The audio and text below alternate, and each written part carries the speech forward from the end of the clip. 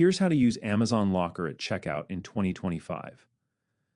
Step 1. Add items to your cart. On the product page, click the yellow Add to Cart button. Step 2. Choose Amazon Locker as your delivery option. If lockers are available in your area, you'll see a link under your shipping address that says something like Pick up at Amazon Locker. Click that link. Step 3. Pick your locker location. You can choose from the list of available lockers or search by address, zip code, landmark, or locker name. Many lockers are located in convenience stores like 7-Eleven. Step 4. Select your delivery speed. Options include standard, 2-day, or even free prime 1-day locker delivery if available. Pick the one that works best for you and continue. Step 5.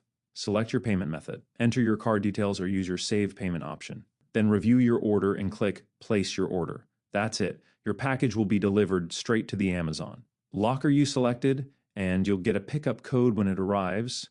If this helped, make sure to smash that like button, subscribe for more quick guides,